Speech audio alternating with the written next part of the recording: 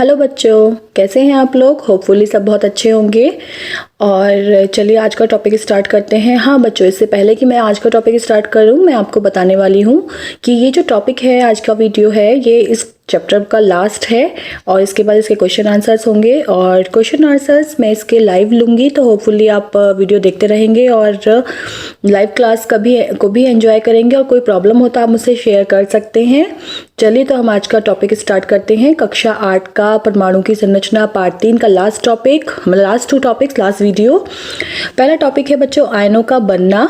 Ion कैसे बनते हैं, ये बहुत कंफ्यूजिंग रहता है बच्चों को, नहीं अच्छे से एक्सप्लेन होता है, इसलिए बहुत ध्यान से समझना है इसको। अभी तक आपने क्या पढ़ा है वो हम एक बार रिवाइज करते हैं, क्योंकि आयनों का बनना उस पर बहुत डिपेंड करता है। परमाणु में 3 कण होते हैं, सबको पता है ये, electron, proton and neutron. Electron पर ऋण आवेश व प्रोटॉन पर धन आवेश होता है, माइनस वाला एंड प्लस वाला। Electron minus and proton plus. Neutron पर कोई आवेश नहीं होता है। इसका मतलब ये क्या होता है, उदासीन, ना तो प्लस है ना ही माइनस है। परमाणु में इलेक्ट्रॉन व प्रोटॉन की संख्या बराबर होती है, अतः परमाणु उदासीन होता है। ठीक है, क्योंकि एक प्लस एक माइनस है। उदासीन कब होगा, जब इलेक्ट्रॉन और प्रोटॉन प्लस और माइनस बराबर होंगे तभी वो उदासीन होगा। ठीक है ना, ये चीज़ क्लियर कर लेना कि जितने, अगर 1 इलेक्ट्रॉन है तो 1 ही प्रोटॉन होगा, 2 इलेक्ट्रॉन है तो 2 प्रोटॉन होंगे, 3 इलेक्ट्रॉन है 3 प्रोटॉन होंगे, तभी ये उदासीन कहलाएगा, अदरवाइज ये उदासीन नहीं कहलाएगा। ठीक है, तो परमाणु में इलेक्ट्रॉन में प्रोटॉन की संख्या बराबर होती है, अतः परमाणु उदासीन होता है। अब आप सोचिए क्या होगा अगर उदासीन परमाणु से एक इलेक्ट्रॉन निकल जाए या एक इलेक्ट्रॉन उसमें जुड़ जाए। चलिए मैं इसको थोड़ा सा आपको अच्छे से एक्सप्लेन करती हूँ कि सपोज कीजिए आपके पास एक परमाणु है, ठीक है, उसमें 3 इलेक्ट्रॉन है और 3 प्रोटॉन है। प्रोटॉन पे आपको पता है धनावेश होता है, वैसे इसको ऐसे लिखते नहीं है, बट मैं आपको समझाने के लिए प्लस लगा रही हूँ जिससे आपको ध्यान रहे। तो 3 इलेक्ट्रॉन मतलब माइनस चार्ज है, 3 प्रोटॉन मतलब प्लस है इसके पास। ठीक है, अब आप क्या हुआ, एक इलेक्ट्रॉन घूमता फिरता यहाँ पर आया और इसके साथ जाके जुड़ गया।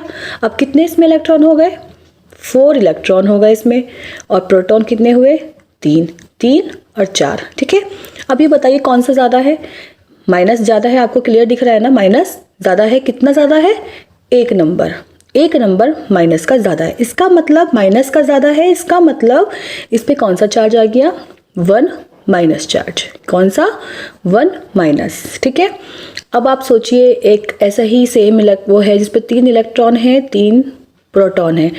अब इसके बेचारे को यहाँ बहुत गर्मी लग रही थी, इसलिए इसने क्या किया, इसलिए इसने सोचा बाहर घूम के आता हूँ चलो। तो इसने क्या किया, एक इलेक्ट्रॉन बाहर आ गया। ठीक है, अब 3 में से एक इलेक्ट्रॉन तो बाहर आ गया है, तो यहाँ कितने बचे, यहाँ बचे 2 इलेक्ट्रॉन। और यहाँ प्रोटॉन कितने बचे, प्रोटॉन तो वहीं के वहीं है, प्रोटॉन बचा 3।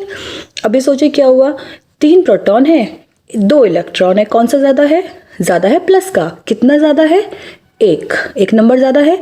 तो इसका मतलब इस पर कौन सा चार्ज आ गया, 1 प्लस चार्ज। ठीक है, आया समझ में। अगर इलेक्ट्रॉन जुड़ता है, इलेक्ट्रॉन बाहर से इसमें आता है, दैट मीन्स माइनस का चार्ज आ रहा है, तो इस पर माइनस का चार्ज आ जाएगा। और एक इलेक्ट्रॉन अगर बाहर आ रहा है इसका, तो उसमें क्या होगा, 1 प्लस का चार्ज आ जाएगा, क्योंकि माइनस वाला बाहर आ गया है, इसलिए जितने माइनस बाहर आएंगे उतने ही उस पर प्लस आ जाएगा। समझ में आया। अगर आपको क्लियर हो गया तो अच्छी बात है, नहीं हुआ तो आप मुझे लिख सकते हैं, मैं फिर से एक और अच्छे से आपको एक्सप्लेन करूँगी। चलिए तो आगे देखते हैं, इसमें इसका एग्जाम्पल भी है। ठीक है, एग्जाम्पल तो भी हम देख लेंगे, पहले हम इसको देखते हैं कि लिखते कैसे हैं। अगर यही चीज़ जो मैंने आपको एक्सप्लेन करी है उसको लिखना कैसे है। परमाणु से एक इलेक्ट्रॉन निकलने पर परमाणु धन आवेशित व इलेक्ट्रॉन जुड़ने पर परमाणु ऋण आवेशित हो जाता है। मैं आपको बहुत अच्छे से एक्सप्लेन कर चुकी हूँ कि निकलेगा तो धनावेश आ जाएगा और जुड़ेगा तो ऋण आवेश आ जाएगा। अतः किसी परमाणु से इलेक्ट्रॉन निकलने या जुड़ने पर प्राप्त आवेशित कण आयन कहलाता है। ठीक है, क्योंकि जब निकला था तो प्लस का हो गया था, जब जुड़ा था तो माइनस का हो गया था, तो उस पर क्या आ गया, आवेश आ गया था। तो इसलिए उसको, जिस पे आवेश हो जाता है, जिस कण पर आवेश आ जाता है, उसको हम बोलते हैं आयन। ठीक है, चलिए अब उदाहरण पर आते हैं। उदाहरण है इसके, देखिए हम सोडियम का एग्जाम्पल लिया है इसमें। तो सोडियम का परमाणु क्रमांक होता है बच्चों 11। 11 का मतलब है उसमें 11 ही प्रोटॉन है और 11 ही इलेक्ट्रॉन है। ठीक है, क्योंकि इसका परमाणु क्रमांक है 11। अब एक इलेक्ट्रॉन निकलने पर इसमें 10 इलेक्ट्रॉन बचेंगे। एक इलेक्ट्रॉन बाहर आ गया तो कितने बचे अंदर, 10। अब 10 बचे हैं तो धनावेश कितने का धनावेश, मैंने कहा था जितने इलेक्ट्रॉन निकलते हैं उतना ही उस पर धनावेश आ जाता है, क्योंकि एक इलेक्ट्रॉन निकला है तो एक ही उस पर धनावेश आ जाएगा। ठीक है, जैसे ये है Na sodium, Na plus plus E minus, मतलब एक इलेक्ट्रॉन इसका बाहर आ गया है तो सोडियम पर एक प्लस का चार्ज आ गया है और ये धनावेशित हो गया है। चलिए इसको मैं उसके थ्रू भी समझते हैं। पहली शेल जो होती है, पहली कक्षा जो होती है उसमें 2 इलेक्ट्रॉन होते हैं, दूसरी कक्षा में 8 इलेक्ट्रॉन होते हैं, 2 और 8 10, और जो एक बचा है वो तीसरी कक्षा में जाएगा। अब ये अकेला बेचारा घूम रहा है, इसने सोचा कि अब एक तो कमज़ोर होता है ना, बहुत सारे होते हैं तो वो स्ट्रांग हो जाते हैं, लेकिन ये एक अकेला कमज़ोर है, कोई भी इसको अपने पास खींच लेगा। तो क्या होगा कि ये जो अकेला है ये जो है बाहर निकल जाएगा। अब जब ये बाहर निकल गया, यहाँ तो ऑलरेडी 11 है, ठीक है, इलेक्ट्रॉन 11 थे बट इसके बाहर निकलने से 10 बच गए, तो एक प्रोटॉन ज़्यादा हो गया ना। जब एक प्रोटॉन ज़्यादा हो गया तो इस पर क्या होगा, एक प्लस का चार्ज आ जाएगा, तो ये बन जाएगा सोडियम प्लस। तो ये है सोडियम का आयन। होपफुली बच्चों मैंने बहुत अच्छे से आपको ये चीज़ एक्सप्लेन करी है कि आपको समझ में आ गया होगा।